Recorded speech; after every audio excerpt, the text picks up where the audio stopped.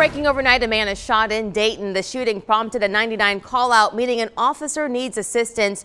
No officers were hurt, but one victim is in the hospital now in stable condition.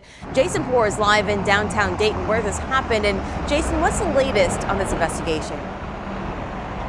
Well, Amber, I just spoke with the man who said he lives across the road from where this happened, and he said he heard the shots ring out overnight and they woke him up. So definitely something that people nearby were able to hear. Now, we do reporting live in Dayton. Jason Poor for Fox45Now.com.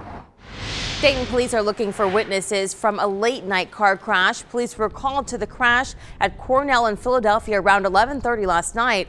Both drivers were taken to the hospital. One is in critical condition, and police have not ruled out if alcohol was involved.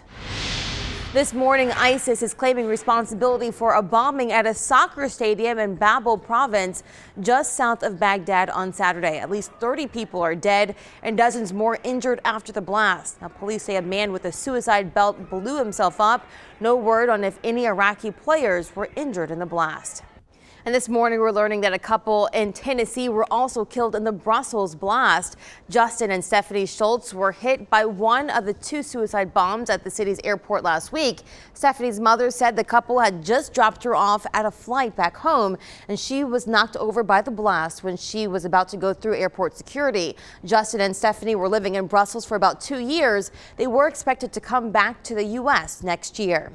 And the French nationals released this photo of 28-year-old Nahim Al-Hamed. Right now, he's a suspect connected to the Brussels attack and is believed to be armed and dangerous. Investigators say Al-Hamed's DNA was found in the same apartment 3 attackers were in the morning of the Brussels attack. Now, they suspect that he's either the man that has been seen dropping a bag of failed explosives at the airport or the second man who set off explosives at the metro.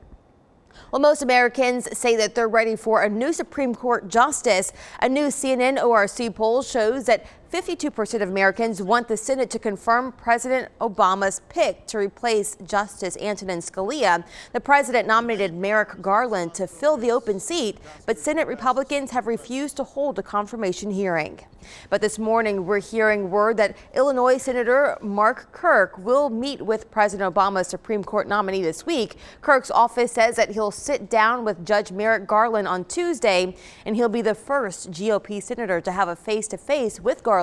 But most GOP senators have been refusing to schedule confirmation hearings or meet with him. They say that it should be up to the next president to fill the vacancy. Kirk and 2 other GOP senators have recently broke ranks and called on their leaders to hold a vote on Garland.